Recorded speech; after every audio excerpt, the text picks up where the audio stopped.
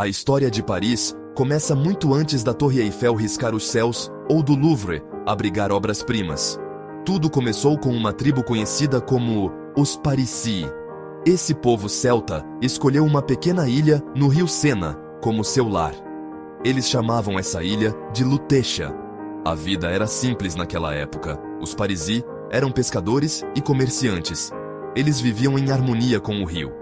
Por volta de 52 a.C., o Império Romano tinha seus olhos voltados para a Gália, a região que abrangia a França atual. Júlio César e suas legiões chegaram a Lutetia. Uma batalha feroz foi travada. Os romanos, com sua força superior, saíram vitoriosos. Lutetia se tornou uma cidade romana. Não era mais uma vila humilde. Os romanos trouxeram sua arquitetura, suas leis, seu modo de vida. Eles construíram termas, fóruns e templos. Lutetia prosperou sob o domínio romano. Tornou-se um centro de comércio e negócios. Os romanos deixaram uma marca indelével em Lutetia, moldando seu traçado físico e identidade cultural. A cidade, que mais tarde se tornaria Paris, foi profundamente influenciada pela presença romana.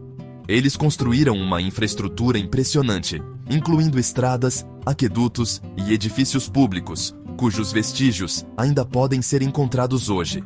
Essas estruturas não apenas facilitavam o transporte e o comércio, mas também demonstravam a engenharia avançada dos romanos. O sistema de grade da cidade, com suas ruas retas que se cruzam em ângulos retos, reflete a ênfase romana na ordem e organização.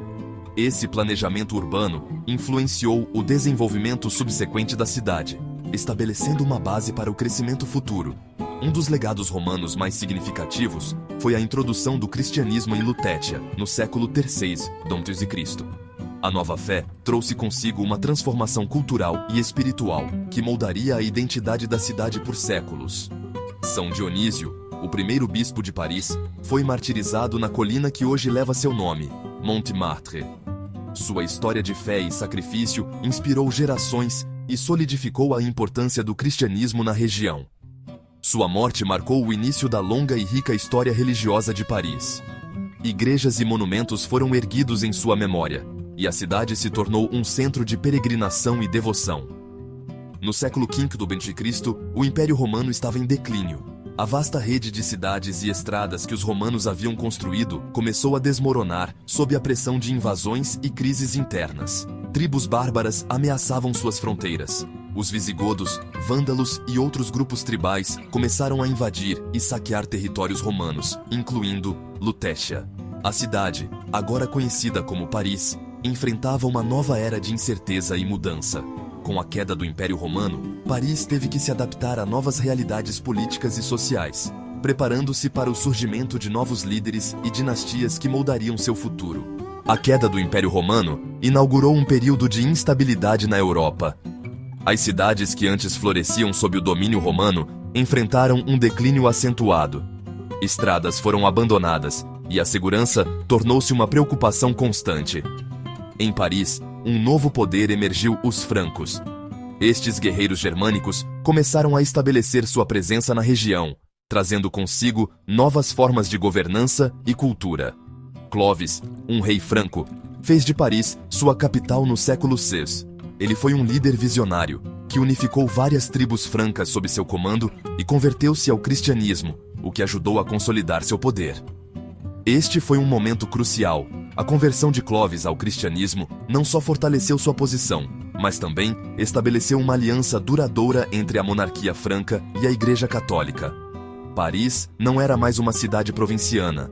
Sob o reinado de Clovis e seus sucessores, a cidade começou a se transformar em um centro de poder político e religioso. Era a sede do poder. Os reis francos construíram palácios e fortalezas, estabelecendo Paris como o coração pulsante de seu reino. Ao longo dos séculos que se seguiram, Paris cresceu em importância. A cidade expandiu-se, tanto em termos de população quanto de influência, tornando-se um ponto focal na Europa medieval. A dinastia capetiana, estabelecida no século X, fez de Paris sua residência real. Sob seu governo, a cidade continuou a prosperar e a se desenvolver. Eles construíram palácios e igrejas. Eles fortificaram a cidade.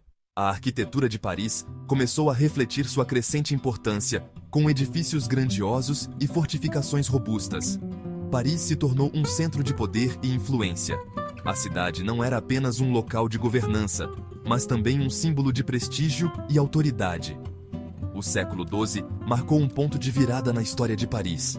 Este período viu um renascimento cultural e intelectual, com a cidade emergindo como um centro de aprendizado e inovação. Ela se tornou um farol de conhecimento e fé.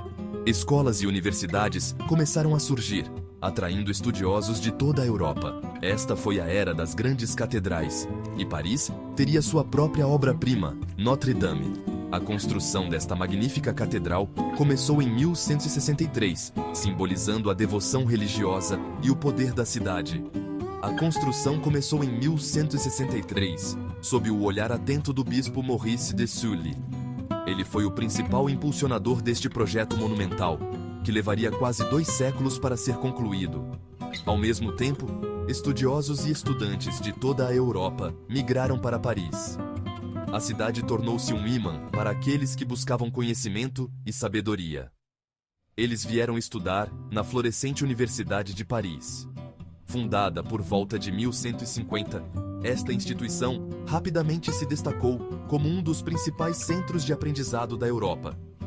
Esta instituição, fundada por volta de 1150, rapidamente ganhou a reputação de uma das melhores da Europa. A Universidade de Paris tornou-se sinônimo de excelência acadêmica. Tornou-se um centro para o estudo de teologia, filosofia e direito.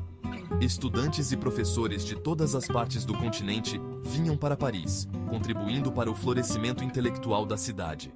Seção 5. A Cidade do Rei Sol, Luís XIV, e a transformação de Paris. O reinado de Luís XIV, conhecido como o Rei Sol, marcou uma era de ouro para a França e para Paris. Luís XIV acreditava na grandeza da monarquia. Ele queria que Paris refletisse seu poder e glória. Ele embarcou em um ambicioso programa de construção. O Palácio do Louvre foi ampliado e reformado. Os jardins de Tuileries foram redesenhados. E nos arredores da cidade, Luís XIV criou um palácio que se tornaria um símbolo do seu reinado, Versalhes. A visão de Luís XIV transformou Paris. Ela se tornou uma cidade de elegância, requinte e cultura. Seção 6. Revolução e transformação. A Bastilha e o nascimento de uma república. O século XVIII trouxe um período de profunda convulsão social na França. A sociedade estava dividida em 3 estados: o clero, a nobreza e o terceiro estado, composto principalmente por camponeses e a emergente classe burguesa. As desigualdades eram gritantes e a insatisfação crescia. A Revolução Francesa, iniciada em 1789, mudaria para sempre o curso da história da nação. O descontentamento com a monarquia absolutista e a crise econômica levaram o povo a se levantar contra o regime opressor. No coração da Revolução estava o anseio por liberdade, igualdade e fraternidade. Esses ideais se tornaram o grito de guerra dos revolucionários, unindo pessoas de diferentes origens em uma luta comum por justiça e direitos iguais. Em 14 de julho de 1789, uma multidão parisiense invadiu a Bastilha, um símbolo da autoridade real. A Bastilha, uma antiga fortaleza usada como prisão, representava a opressão do regime monárquico. A tomada da Bastilha foi um ato de desafio e coragem. Este evento, gravado na história como o Dia da Bastilha, marcou o início da Revolução Francesa. A monarquia foi derrubada. A cada ano, o Dia da Bastilha é celebrado como um símbolo de liberdade e resistência. A França se tornou uma república. A Assembleia Nacional Constituinte trabalhou para criar uma nova Constituição, estabelecendo os princípios de uma república democrática. Paris, antes a sede do poder real, era agora a capital de uma nova era. A cidade se transformou em um centro de fervor revolucionário, onde ideias de liberdade e igualdade floresceram, moldando o futuro da nação. Seção 7. A Paris de Haussmann, uma cidade renascida. Em meados do século XIX, Paris era uma cidade de contrastes. Grandes bulevares e praças elegantes coexistiam com cortiços superlotados e ruas estreitas e sinuosas. Napoleão III, imperador da França, queria modernizar Paris. Ele nomeou o barão George Eugène Haussmann para supervisionar a transformação. A visão de Haussmann era radical. Ele demoliu bairros inteiros. Ele criou avenidas largas, como o Boulevard Saint-Michel e a Rue de Rivoli.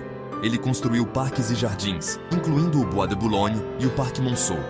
As reformas de Haussmann foram controversas, mas transformaram Paris na cidade que conhecemos hoje. Seção 8. A Torre Eiffel e a Belle Époque. Em 1889, Paris sediou a Exposição Universal, uma celebração da arte, indústria e tecnologia. A peça central da feira foi uma maravilha da engenharia, a Torre Eiffel. Projetada por Gustave Eiffel, a torre foi inicialmente recebida com ceticismo. Alguns parisienses a consideravam uma monstruosidade. A Torre Eiffel, no entanto, rapidamente se tornou um símbolo de Paris. Ela também se tornou um símbolo da Belle Époque, um período de otimismo, prosperidade e inovação cultural. Essa era, que durou do final do século XIX até o início da Primeira Guerra Mundial, foi uma era de ouro para Paris. Seção 9. A Cidade-Luz resiste. Paris no século XX e além.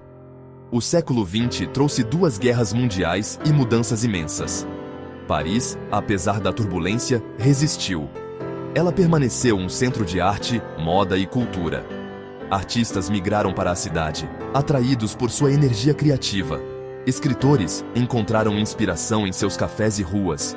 Hoje, Paris é uma cidade global, um caldeirão de culturas e ideias. É uma cidade que preza seu passado, mas abraça o futuro.